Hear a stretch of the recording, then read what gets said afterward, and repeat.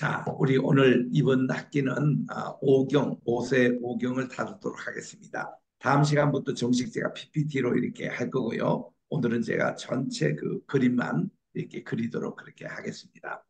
우리 흔히 모세 오경할 때 모세가 붙는 것이 그분이 저자냐 아니면 이 오경의 중심 인물이냐 하는 이런 문제에 대해서 19세기 말까지만 해도 근본주의나 보수 계통에서는 모세가 저자다 이런 의식으로 많이 이렇게 하고 또 지금도 보수 신학계는 오경의 저자는 모세라고 그렇게 알려지고 있습니다. 그런데 이건 이런 문제 때문에 미국 장로교 내에서 좀 문제가 되고 또 프린스톤 신학교가 1929년도에 두 쪽으로 이렇게 나눴는데 하나는 웨스트민스터 신학교가 나갔어요. 그런데 옛날 올드 프린스톤 이쪽과 웨스트민스터 신학교에서는 모세가 오경의 저자다 그렇게 가르칩니다.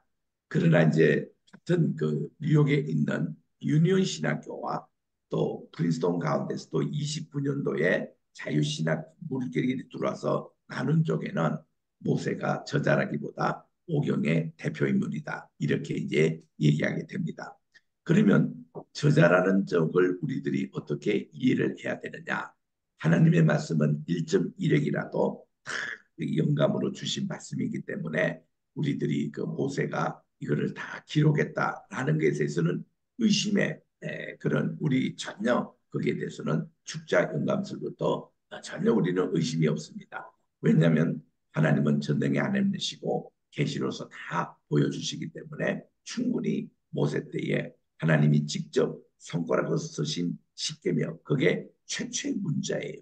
우리들은 그동안 다 보면 문자가 뭐 쉐개의 문제에서 발견됐다. 한문에서 이렇게 나왔다.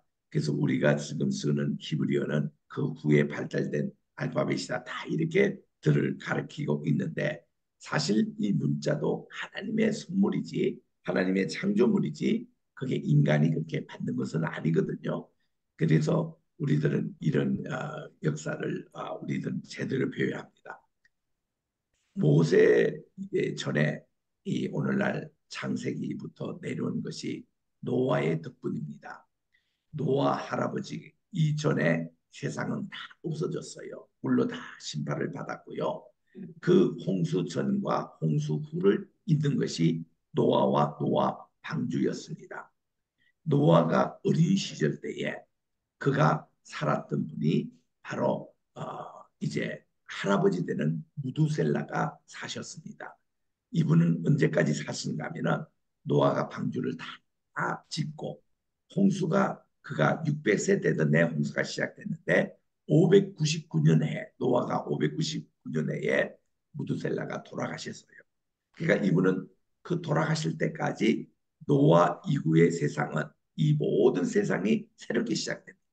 그의 가족으로부터 오늘날 이 세상은 자 홍수가 나기 전과 나기 후에 큰 세 가지 변화 한번 보겠습니다. 첫째로 온 한 땅이 오늘같이 5대양 6대주로 나눠진 겁니다. 그러다 보니까 에덴 동산이 어디냐면 오늘날 아시아 그 영역이 원래 에덴 동산이었어요. 그래서 이 서쪽에 있는 유프라데스 티그리스 강과 동쪽에 있는 비동강과 또 기용강이 우리 한반도 여기 끝자락에 있는 거예요. 그리고는 이제 가운데 있는 히말라야 산맥과 몽골의 평원과 이것이 노아 홍수가 끝날 때 한꺼번에 생긴 지역 변화였습니다.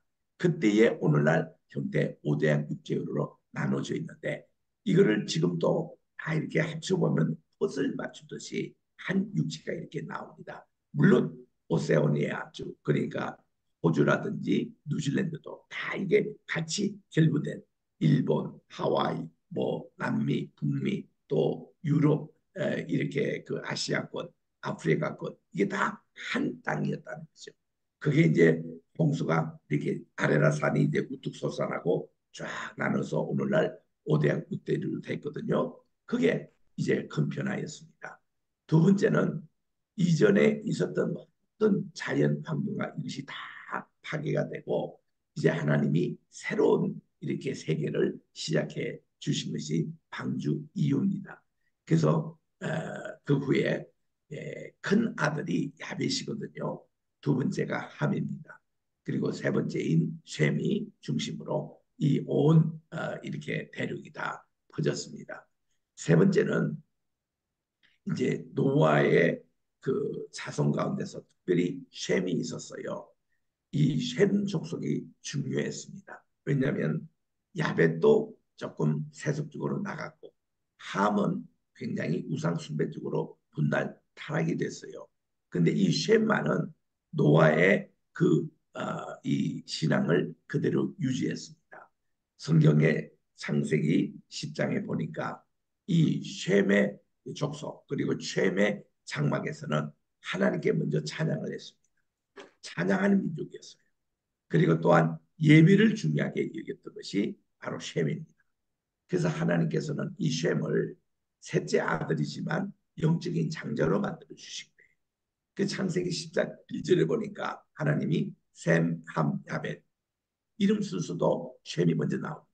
함이고 야벳인데 이런 순서로 보면 우리는 얼른 셈이 장남이고 둘째가 함이고 야벳이 셋째라고 보는데 창세기 5장 21절에 보니까 5장 21절에 누가 한번 읽어주도 좋습니다만은 우리 한국의 개역 성경이고 개역 개정은 좀 다르게 번역이 되어 있어요. 원문하고 그게 뭔가니 여기 보니까 그 이 노아의 그 세 번째 아들 셈을 통해서 이게 이제 그 야벳이 말이죠. 이 셈의 형으로 나옵니다. 그런데 우리 성경은 그것이 잘못되어 있어요. 이유는 뭐냐? 번역상이 그렇습니다. 번역을 그렇게. 그래서 이 성경 번역은 굉장히 중요한데 이거를 해서 원래 이렇게 야벳이 형이었습니다. 음, 그래서 우리 누가 좀 읽어주실래요? 창세기 5장 21절이요? 1절에. 5장. 네. 에녹은 65세에 무드셀라를 낳았다. 미안합니다. 예. 그 얘기는 내가 지금 곧 후회하고요. 지금 내가 이거 10장 21절입니다. 10장. 10장 20. 읽어주세요. 그리고 혹시 킹제임스 바이블 갖고 계신 분은 여러분 준비 한번 해주시고. 킹제임스로 읽을까요? 네네. 킹제임스는 바르게 번역돼 있어요. 킹제임스 네. 창세기 10장 21절. 21절. 네. 네. 아, 셈은 에벨의 모든 자손의 조상이요 그 형 야벳의 동생이라 그에게도 자손이 태어났는데. 네. 야벳의 동생이라고 나오잖아요. 그죠? 네. 그게 네. 바른 번역이에요. 그런데 여기 이제 한국 개혁이나 개혁 개정에 보면요. 마침 그 셈이 형처럼 그렇게 나옵니다. 야벳이 아우처럼 그렇게 돼 있어요. 근데 히브리 원문에는 지금 금방 읽었던 킹제스 바이블대로 돼 있는 겁니다. 그래서 지금 아까 이제 5장 21절 제가 이제 그거부터 먼저 설명하는데 에녹이 말이죠. 65세까지 자녀가 없었습니다. 그러다가 65세 자녀를 낳는데 그의 이름을 하나님께서 무두셀라라고 이름하라는 거예요. 무두셀라라는 뜻이 무관이 대홍수라는 뜻입니다. 앞으로 그 후손 가운데 노아가 태어날 텐데 그 시대에 대홍수가 일어나가지고 이 세상이 둘로 갈라진다는 거죠. 홍수 이전의 세상 없어집니다. 홍수 이후에 새로운 세상이 이제 노아부터 시작되는 그걸로 갈라진다는 거예요. 그래서 이게 오늘날 이 세상은 현재 있는 것이 홍수 이후의 세계예요. 그전에는 우리는 모릅니다. 그냥 고고하게 몇 가지 발굴 통해서 알지. 그런데요, 이거를 중간 역할을 하신 분이 무두셀라 할아버지예요. 무두셀라가 에녹이 65세 낳고 그분은 300년 더 살다가 365세 때에 그분은 죽지 않고 승천하셨어요. 승천하시는 것은 그분의 무덤이 없습니다. 에녹은. 근데 이것이 어떤 그 의미가 있는가니 예수님께서 말이죠. 오심을 예비했던 세례 요한이 바로 오시고 보자 하는 에녹이 된 에녹입니다. 그 우리 그 말라기에서 4장, 말라기 4장 5절 누가 좀 읽어주실래요? 말라기 구약 성경 제일 끝입니다. 하나님이 여기서 엘리야가 다시 오겠다고 예언의 말씀을 하셨습니다. 누가 읽어주세요. 네네, 읽어주세요. 네. 말라기 4장 5절. 보라 여호와의 크고 두려운 날이 이르기 전에 내가 선지자 엘리야를 너희에게 보내리니. 네, 좋습니다. 이 에녹과 함께 엘리야도 하늘에 승천하신 분이거든요. 승천을 하신 그 엘리야를 보내주겠다 할 때 이 엘리야가 훗날에 그 세례 요한이입니다. 그리고는 그 엘리야의 사역이 그 맨 끝절 6절에 나옵니다. 6절에 뭐라고 나옵니까? 말라기 4장 6절. 그가 아버지의 마음을 자녀에게로 돌이키게 하고 자녀들의 마음을 그들의 아버지에게로 돌이키게 하리라. 돌이키지 아니하면 두렵건대 내가 와서 저주로 그 땅을 칠까 하노라 하시니라. 요 돌이킨다는 요것을 회개라고 회개. 아버지로부터 떨어졌고 우상으로 돌아갔던 이 백성들을 다시 돌아겠다는 거예요. 그리고 또 아비도 아들에게 자녀에게 마음을 돌이키게 해서 회복의 시대를 여는 분이 메시아입니다. 예수님이셨어요. 그러니까 이 시대를 예고했던 분이 세례요한이었습니다. 그래서 이 마태복음 11장 12절에 보니까 이게 앞으로 오리라고 했던 엘리야가 곧 세례 요한이라고 주님이 그를 제자들에게 가르치셨습니다. 그게 제가 지난 주일 예배 시간에 말씀드린 내용입니다. 그래서 우리 다시 이제 에녹으로 돌아가서 에녹이 이제 무드셀라를 낳고 무드셀라가 이제 그의 이름 자체가 대홍수니까 대홍수를 준비하는 기도를 그 평생 시킵니다. 에녹이. 에녹은 벌써 이미 그 무드셀라에게 다 얘기를 했어요. 그런데요, 무드셀라가 자랄 때에 누가 살아가 계신 거 아니? 바로 첫째 아들인 그 아담이 살아 있었습니다. 아담하고 이렇게 그 자녀를 쭉 비교해 보면요. 아담이 죽을 때에 무두셀라가 어린 나이였습니다. 그래가지고 하나님의 명령으로 아담이 무두셀라에게 모든 역사 교육을 시킵니다. 야, 이거 하나님께서 자기가 받았던 그런 모든 천지 창조가 어떻게 창조가 됐고 자기가 어떻게 창조됐고 자기가 어떻게 에덴 동산 또 쫓겨났고 자기 두 아들 가운데 가인은 이렇게 또 하나님께 범죄했고 자기 둘째 아들 죽었고 에녹이 그래서 에녹은 죽음이라도 성경에는요 성경은 죽음을 강조하는 게 아니라 최초로 천국에 들어간 분이 바로 이 아벨입니다. 그리고 아벨 대신에 셋째 아들 주신 게 바로 셋인데 셋이라는 그 말이 우리 한국말도 꼭 셋이에요. 하나, 둘, 셋이죠. 한국말하고 셋하고 같은 말이에요. 그게. 그래서 우리는 하나라고 하잖아요. 하나를 히브리 말에서 에하드라고 부르거든요. 아하드. 그게 하나라는 말에서 같은 말입니다. 이제 둘을 슈타임이라 그러고 셋을 실로사 이거 셋입니다. 셋에 나오세요. 넷을 아르바, 다섯대로 하미샤, 여섯을 시사, 그리고 일곱을 시보아 이렇게 얘기를 하는데 이런 내용들이 전부 다가 우리 한국말하고 고대 히브리어가 같았다는 증거가 되는데 그래서 셋이 아벨 대신에 하나님이 주신 거예요. 그래서 그 이제 아담의 족보가 쭉 내려오는데 이런 모든 얘기를 아담이 다 무두살에게 전수를 했습니다.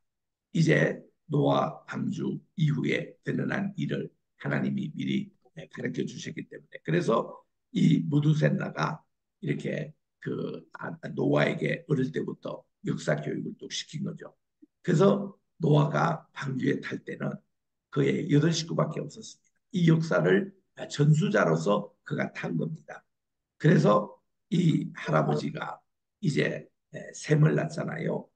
셈이 다섯 아들을 낳는데 아르박사를 낳습니다. 아르박사가 셀라를 낳아요. 셀라가 이제 이 에벨을 낳습니다. 그러니까 오대 손이잖아요. 그 에벨이 두 자녀를 낳는데 큰 자녀가 벨렉이에요. 벨렉이라는 뜻이 동솔로 갈라진다라는 뜻입니다. 갈라진다는 뜻이고, 그리고 그다음 둘째로 욕단이라는 나오는데, 욕단은 작다라는 뜻입니다. 작은 아들. 어? 그런데 이 두 아들인데, 이 벨렉은 뭔가 이렇게 우리 에덴 동산에 보면은 생명나무와 선과학을 확인하는 두 가지 나무가 있잖아요. 이 나무가 오늘까지도 인류의 마음을 둘러 가릅니다. 생명나무 쪽에는 진리가 있고 인기가 그저 이 정말 참된 하나님의 말씀 살아있는 말씀 이건데 이런 생명나무 쪽에는 별로 인기가 없어요. 사람들이 별로 안 봅니다. 우리가 에, 교회에서도 목회해 보면은 말씀만 가르치고 강의하고 이럴 때는 수가 그렇게 많지 않아요. 진리를 찾는 사람. 이 좁은 물이에요. 좁은 물로 인도한 사람은 길도 협착하고 재미도 없고 이래가지고 찾는 이가 많지 않습니다. 근데 넓은 물은 어떻냐면은 이게 선과 악의 그거예요. 그거를 우리 주님이 넓은 길로 표시하고 이거는 가는 것도 뭐 넓고 또 이렇게 재미있는 것도 많고 그야말로 그 과일을 보면 탐스럽게 보이기도 하고 먹음직하게 하기도 하고 보암직하게 하기도 하고 해서 인기예요.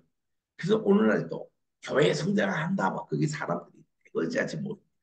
성경 공부한다 원어 공부한다 사람들 별로 안 와요.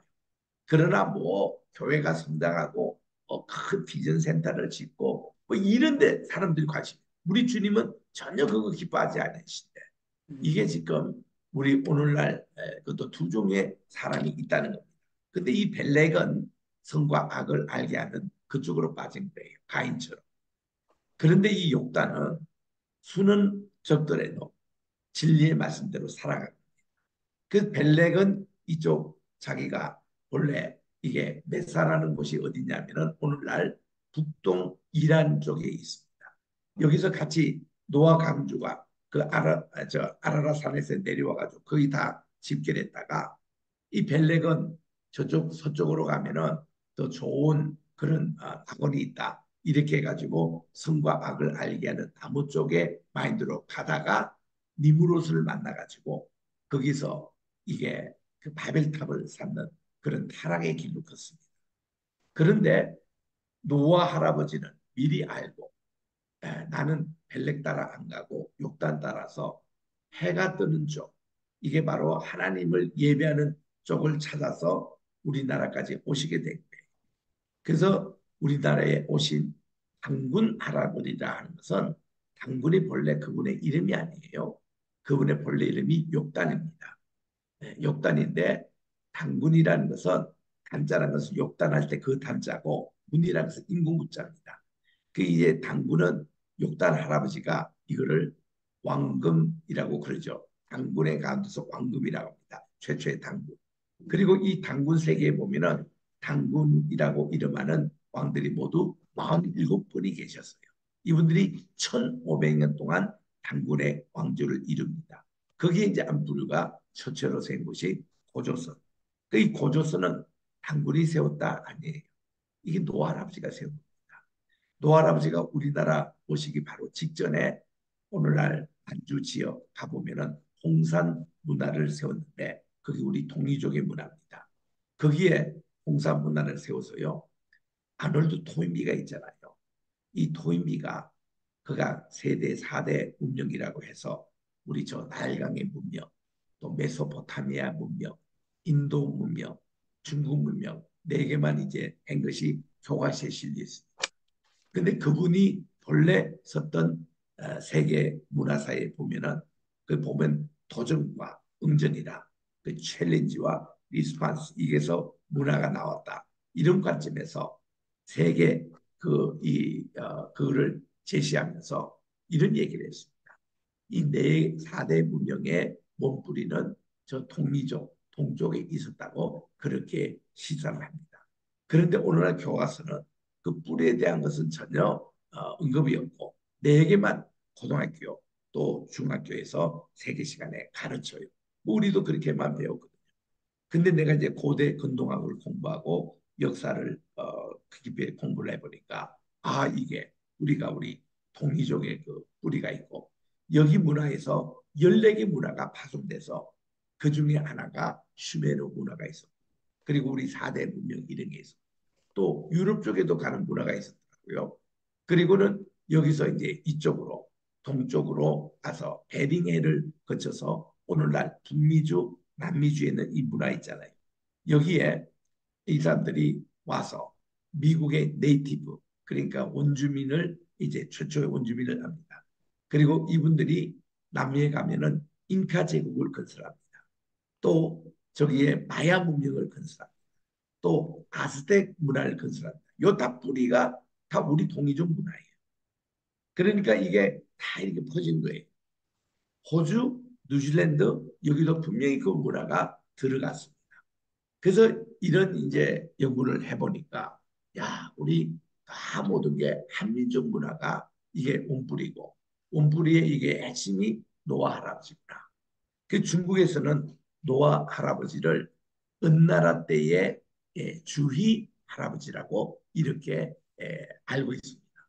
또 중국에서 55개 소수족들이 있는데 우리나라 조선족을 위시해서 우리 저기 위구르에 있는 그런 족들 그리고 몽골에 있는 족들 이런 식으로 하면서 그중에 한 신장에 가보면은 묘족이라고 있어요. 토끼묘자입니다. 토끼묘자에 거기 가보면은 묘족이 자기들의 조상이 누구냐 그러면 누바라고 그래요. 누바. 누바가 누구냐? 저기 높은 산에서 내려왔던 분이라는 거예요. 아라라산에서 그들이 내려와서 이게 중국 쪽으로 와서 짚어졌기 때문에 그, 그 노아 할아버지가 홍사 문화를 했던 만주에서 남쪽으로 내려갔던 한 일군이 묘족입니다. 그래서 그들은 누바라고 발음을 해요. 그리고 높은 산에서 내려왔다고. 그들의 머리를 보면은 이만큼 머리털을 위로 이렇게 쌓아서 얘기합니다. 왜 그러냐 했더니 묘족들이 이제 하나님을 믿고 그렇게 저 노아 할아버지를 이렇게 자기 그 조상으로 섬기고 있어서 박해가 많았대요. 그럴 때 칼이 들어와도 죽지 않도록 머리털을 아주 높이 쌓고 그 묘족들이 찬양을 부르는데요. 아카펠라입니다. 반주가 없어요. 근데 완전히 천상의 목소리로 찬양을 해요. 그 이게 너무 신기해서 김홍도 목사님 금난교에 그분이 묘족들을 20명 초청해가지고 막 특송도 하고 전국에 한번 순환 적도 있습니다. 그분들의 찬양을 들어보면 너무 소리가 맑고 천상의 소리가 납니다. 네, 그런 반주도 없이 하는데도 이런 부분들이 있었고 그리고 우리 한민족의 그 이렇게 그 뿌리가 말이죠. 저기 베트남, 캄보디아, 미얀마, 또 태국 이런 데도 남아 있어요. 저기 제가 다음 주간에도 캄보디아에 한 3박 4일 다녀옵니다. 우리 선교 여행 있어서 거기도 우리 분교를 개세만에 신학교 좀 세워달라고 해서 그렇게 가고요. 또 잘하면 교회도 하나 좀 건축하려고 백나라 백개 교회 지금 우리가 인도한테 그것도 우리가 해서 우리 선교부장님 모시고 이제 갑니다마는 그 캄보디아 말고 그 옆에 보면은 베트남하고 태국하고 라오스 그게 이제 중간에 이렇게 모인 하나의 산이 있는데 거기 가보면 우리 민족 아니라고 할 부인하기 어려울 정도로 KBS가 15년 전에 그 다큐멘터리 그 만들었어요. 가서 보니까 우리처럼 김치 해먹고 또 우리처럼 머리를 닦고 완전히 한국 사람이에요. 봉고 발점이 다 있고 우리 아메리칸 인디언도 그렇거든요. 미국의 원주민들 가보면은 다 그런 문화가 꼭 같습니다. 그래서 이런 것이 남미, 이 동남아에도 있는 것을 보고서는 최인호 지금은 돌아가셨습니다만은 그분은 연세대학교 제가 지금 여기 있는 데가 연세대학교 지금 와 있거든요. 연세대학교 영문과 선배님이 최인호 목사님이에요. 저 작가예요. 그분이 뭐 옛날에 좀 야속한 그런 글도 많이 썼습니다만은 이분이요 훗날에 그 말년에는요 역사 소설을 많이 썼습니다. 제4제국이라는 제4부작 이거 썼는데 그거는요 다양한 문화의 뿌리 그리고 우리 동남아까지 있는 이 역사가 백제라는 거예요. 우리나라의 백제가 그 영토였고 일본 열도에서 보면은 그 일본이라고 할 수 있는 것은 10분의 1에 해당되는 아인두족 그 조그만한 땅, 그걸 이제 일본에서 동남쪽에 있는 그것만 일본이었고 일본의 모든 열도가 백제, 홋카이도 거기는 고구려, 그리고 이쪽 동해안 쪽에는 신라, 우리나라의 가야도 있었죠. 이게 일본을 전체를 이루고 있다는 겁니다. 그분은요, 굉장히 역사적인 고정을 거쳐서 역사 대하 소설을 쓰는 분이기 때문에 아주 정확합니다. 그래서 우리 캄보디아나 베트남이나 메콩강 이런 곳에 가봐도 우리가 정말 이분들이 우리하고 같은 어떤 문화적인 성향이 있고 이래서 친근미가 있어요. 그분들이. 이래서 우리 동이족의 문화가 전 세계에 이렇게 뻗쳐 있습니다. 그래서 1921년도에 내일이 이제 우리나라 105주년 되는 3.1절인데 이 3.1절에 정말 이 독립선언이 너무나도 중국에 그 영향을 끼쳐서 중국에도 독립운동이 일어났고 인도에 가서 독립운동, 영국으로부터 독립운동이 일어나서 굉장히 우리나라에 이 독립선언서가 큰 영향을 끼쳤거든요. 이게 너무 고마워가지고 타고로시 이분은 노벨 문학상을 받은 분입니다. 정말 인도의 시성이죠. 이분이 1921년 우리나라 3.1 운동 냈던 3년 만에 오셔가지고 동아일보에 와서 우리나라에 오셨으니 방문 기념으로 시를 하나 좀 써달라고 해서 동아일보에 게재가 됐어요. 그 제목이 뭔가니 동방의 등불입니다. 그래서 이 시를 쭉 이렇게 쓰면서 맨 마지막에 이렇게 나옵니다. 동방에 바로 이 꼬리합니다. 한국에 옛날에 동이족의 그 등불이 다시 켜지는 날, 이 세계는 정말 환하게 밝아지자. 우리 동양 한민족은 세계의 등불이다. 그러니까 이게 정말 이런 귀한 시를 써서 전 세계 사람들이 깜짝 놀랐죠. 그리고 70년대 초에는요, 루마니아 시인이고 목사님이에요. 그분이 25시라는 글을 썼습니다. 25시라는 공간이 하루가 24시간인데 이게 이제 이 시간이 지났다는 25시간이라는 것은 마침 노아 방주 이후에 세계가 달라지듯이 그런 시간을. 근데 이 25시를 주도하는 인물이 한국 민족이라고 얘기했어요. 그 루마니아하고 우리하고는 아무 관계 없는 것 같은데. 근데 실상 보면은 루마니아라든지 헝가리라든지 핀란드 여기에 우리 동양의 피가 섞여 있습니다. 그래서 우리 징기스칸 때도 거기까지 진출했지만 옛날에 훈족이라는 게 있었잖아요. 이 훈족이 거기까지 진출해서 훈족의 그 부르말이 헝가리가 된 거예요. 훈 플러스 가리예요. 그래서 그렇게 돼 있고 이 훈족이 이집트까지 가서 점령했는데 이거를 이집트 사람들이 힉소스라고 힉소스 쪽 때에 250년간 그 이집트의 왕조를 다스렸어요. 그 힉소스족 때문에 말이 그게 이집트의 문화에 들어갔고 말병거 문화가 거기 들어가서 출애굽 때에 말병거의 그 문화가 우리 힉소스족에 온 거예요.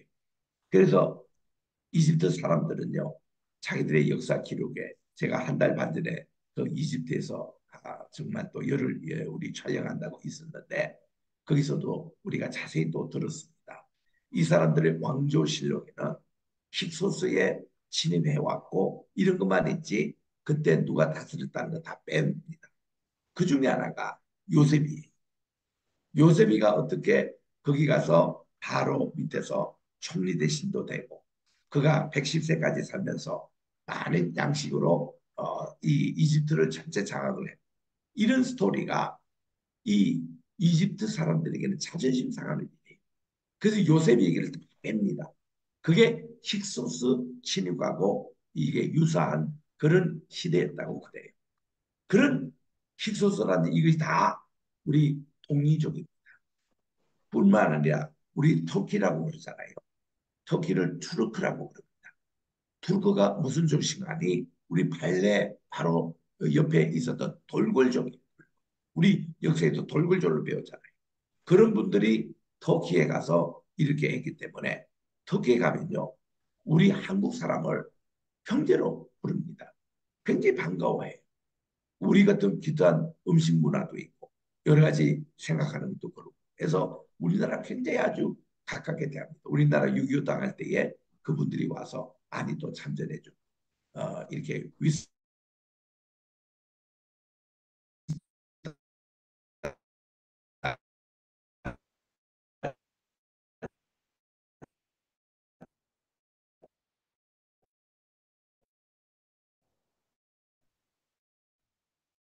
중심에 해당되는 나라가 이제 맨날 제가 뭐 발음 정확하게 안 한다고 그 하는데 이제 카자흐스탄입니다. 카자흐스탄이죠. 예. 이 나라에 갔는데요. 그때 깜짝 놀랐어요. 여기 때 국영 TV에서 배조용을 방영하더라고요. 그리고 이것을 KBS 행을 그래서 방영하면서 자막 넣어서 러시아어로 그렇게 보는데 깜짝 놀라서 왜 당신들이 왜 이거를 보내 했더니 이게 자기들의 역사라는 거예요. 그러면 우리 고조선이 이게 중앙아시아 오늘날 우즈베키스탄까지 그게 다 고조선이었다는 얘기. 오늘날 북경 있죠. 북경 다 우리나라였습니다. 그리고 한국에서 그렇게 많이 읽고 있는 이게 이제 삼국지의 배경이 되는 것이요. 그 위에 양스강과 황하강 사이를 중문지대라 그래요. 중문시대에서 일어났던 삼국시대 그 얘기가 우리 민족의 얘기입니다. 그때 보면 또 그게 우리 거래는. 그래서 중국에 그런 줄 알았는데 우리 대만 출신으로 이분이 하버드에 와서 역사 공부하신 분으로 아주 그 우리 동양 사람들뿐만 아니라 미국에서도 유명한 이머당 선생님이 계십니다. 이머당 선생님이 그 당시에는 당대 엘리트이기 때문에 장개석 총통이 그분을 불러가지고 미국에서 하버드에서 공부하고 그래서 이분에게 교육부 장관을 맡겼습니다. 그래서 이무당 장관이 대만 장관으로 있을 때에 그때 1954년도 뉴욕에서 이렇게 전 세계 교육부 장관 회의와 학술대회가 있었대요. 그때 우리나라 대표로 가신 분이 안호상 장관입니다. 이분이 이승만 대통령 그때의 유명한 교육부 장관 하셨잖아요. 그래서 이제 쉬는 시간에 안호상 장관님과 중국에서 온 장관님이 또 일본에서 온 분과 함께 이무당 선생님 워낙 유명하신 분이니까 인사를 하면서 안호상 장관이 이렇게 인사말을 건넸대요. 아이고 우리 아, 장관님 우리 대만 여기서 오셨으니 한문을 잘 이렇게 개발해서 우리나라와 일본에 전해주셔서 참 고맙습니다고 그 인사를 건넸더니요. 어유 이거 인문학 선생님이 딱 난색을 표하면서 어유 안 장관님 무슨 말씀하십니까? 이 한문은 동리족에서 만들어가 우리에게 준 것 아닙니까? 오히려 우리가 감사해야죠. 이게 안호상 선생님이요. 거기서 아주 큰 창피를 당했습니다. 그 이분이 한국에 오셔서 그때 그게 54년대 그때 얘기거든요. 그때 6.25가 막 끝나는 해였습니다. 이럴 때 이분이 오셔가지고 우리 문화 뿌리에 대해서 우리 자신이 이렇게 모르고 있었구나. 그래가지고 왜 그랬냐 했더니 이병도 선생님 그분의 그 삼촌이 이완용입니다. 이완용, 이병도로 이어지는 이분들이 우리나라에 독립하고 나서도 서울대학 그 당시에 경성 그 학교라고 그랬는데 그 학교를 창업했어요. 그 이 역사가 심지사관으로 계속 내려오는 거예요. 우리나라 그 당시 국정교과서가 전부 다 그 사람들이 반영했습니다. 우리는 식민교육 받으면서 자랐습니다. 그러니까 우리 본래 뿌리의 문화, 역사를 다 이렇게 잊혀진 걸로 이렇게 되는데 우리가 앞으로 통일되잖아요. 또 이제 한국이 이제는 세계 무대로 지금 쓰고 있습니다. 이제 우리 본래 역사로 다시 돌아가야 돼요. 일본의 그런 식민 문화 다 알고요. 그래서 안옥상 선생님이 거기서 우리 문화 뿌리를 찾았대요. 그래서 이분이 한 것이 대한민국 할 때 한국 할 때 이 한자라는 이것을 하늘을 연구했는데 이 우리 지금 언류문화사에서 나온 이 대사전, 우리 국어 대사전에 보면 한을 찾아보면은 한에 대해서 33가지가 이 의미가 나옵니다. 이것이 안호상 그 장관님이 그때 이제 해서 다 이게 배부를 하고 그랬는데 그때 교사를 하고 계셨던 저희 어머님은 일제시대 때 사범학교 나오셔가지고 교사 생활을 하시는 도중에 바로 안호상 선생님이 한에 대해서 연구를 하신 이거를 그때 다 받아서 우리 가르친 분인데 우리 우선 한이라는 것이요. 대한민국 할 때 한이라는 것이 크다는 뜻도 있죠. 그래서 옛날에 한강이라 그랬는데 이 한강을 한가름이라 그랬어요. 크다라는 뜻입니다. 대전할 때의 큰 대자의 전자가 한밭이에요. 한밭을 우리가 이제 크다 그러고 가운데 중자라는 뜻이 한가운데 할 때 그런 거. 또 한이라는 게 그리고 또 아주 중심적인 역할이다. 징기스칸 할 때 칸이 그게 한에서 나옵니다. 대한민국 큰 나라 이것 때도 중요하고 가운데 있는 이건데 일본 사람들이 이 개념을 다 없앤 거예요. 그래서 이제는 다시 우리 한이 이렇게 돼서 대한민국하고 그 2002년도 월드컵 할 때에 그게 많이 퍼졌는데 이때 한에 대한 연구가 많이 지금 퍼지고 있습니다. 그래서 우리 민족을 한민족으로 해요. 그 한에 대해서 33가지가 있는데 저는 고대 근동학을 하고 구약을 했기 때문에 한에 대한 그 구약의 그 모습이 뭐냐 할 때 그게 바로 무궁이었어요. 무궁이 올라 히브리 말로는 올라 이 헬라 말로는 아이오라스 이건데 이 무궁이라는 말이 우리나라의 한으로 표현돼요. 또 무궁 그대로 써도 됩니다. 그게 무궁화 또 영원 무궁할 때 무궁한 생명 이게 하나님에 관한 것은 무궁이에요. 하나님 누구시냐? 웨스트민스터 신앙 고백거래에 질문을 보니까 첫 번째 답이 하나님은 무궁이시다. 이렇게 대답을 해요.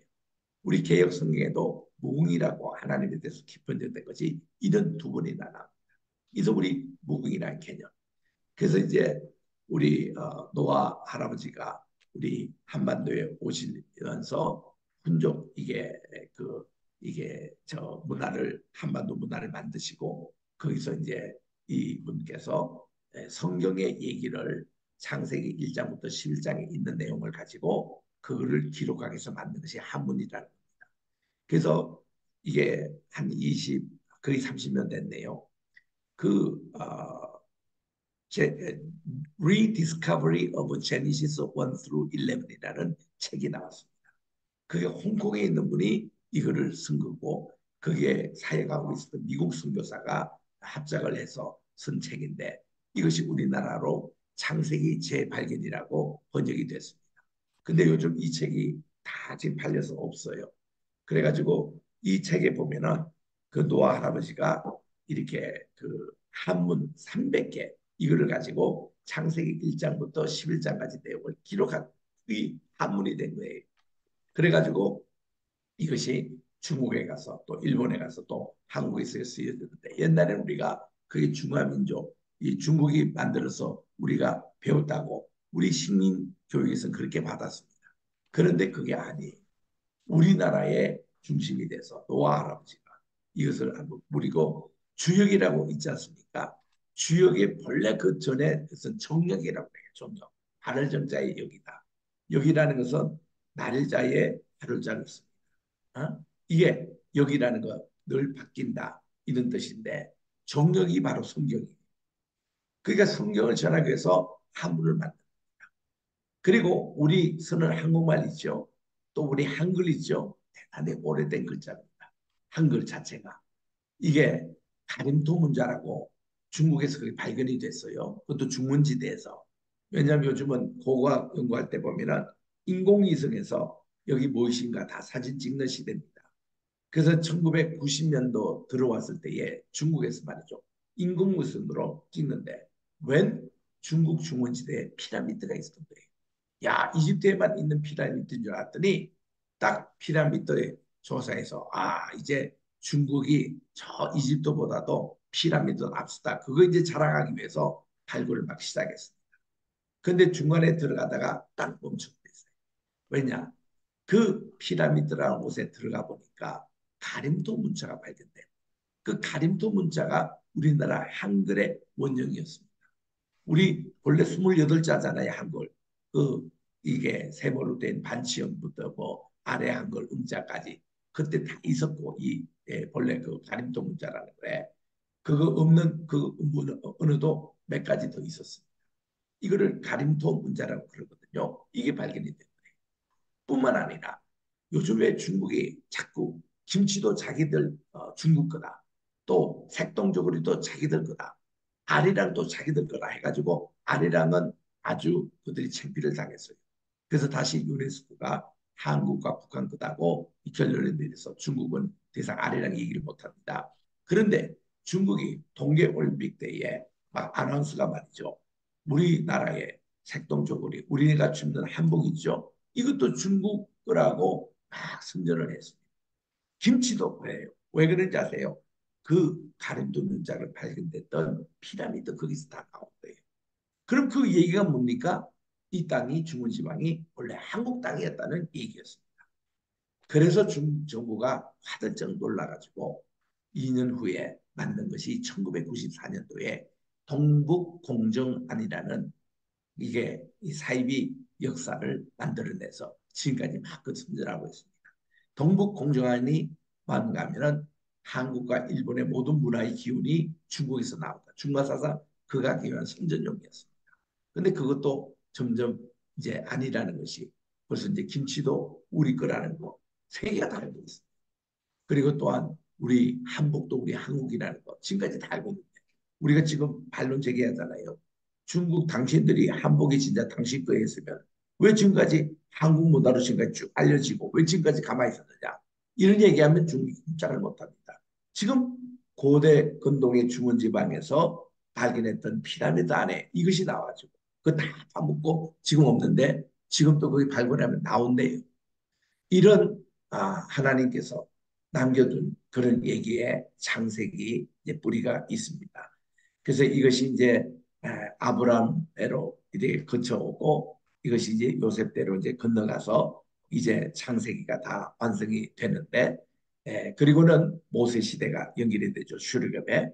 그래서 모세가 이제 그 자기 출생까지는 이제 자기는 쓰지를 못했겠죠. 모세가 언제부터 이걸 쓰냐면 자기가 80세 되던 해에 그 가시덤불에 불 속에서 나타난 하나님 만나고 나서 그가 이곳은 거룩한 땅이니 내 발에 신을 벗어라. 요즘 말하면 그 중생한 겁니다. 거듭난 겁니다.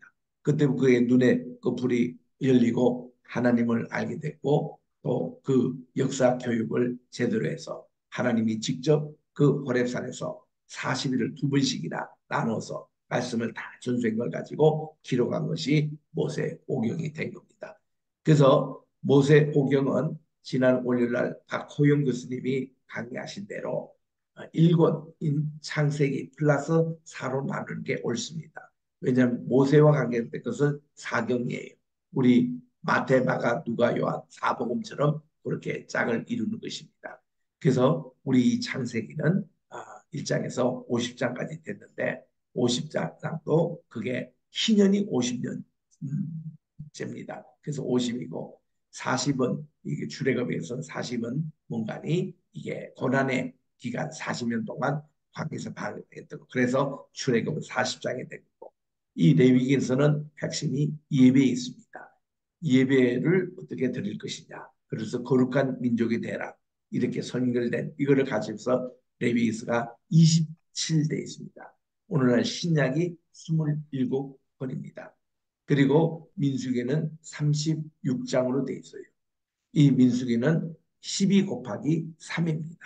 12지파, 세, 이래서 36장으로 돼 있고 그리고 마지막 신명기는 34장으로 돼 있습니다. 이거는 모세가 이제 가나안 땅에 들어가기 직전 이분들이 2세대들입니다.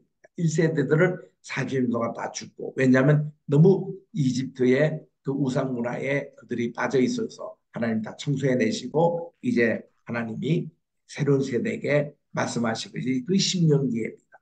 모세가 고별설교했던 세 편의 설교문을 모은 것이 바로 34장이거든요. 그래서 그 말씀 모은 것까지가 이제 31장까지 나오고 32장 모세의 이제 마지막 연설, 33장 모세가 모든 이스라엘 일두 지파에게 유언했던 그런 축복 기도문과 34장 모세의 죽음이 기록된 이런 것이 바로 신명기입니다. 그래서 이 모세 오경 우리 전체 우리 그림 그리면서 다음 시간부터 이제 강론으로 들어가도록 하겠습니다.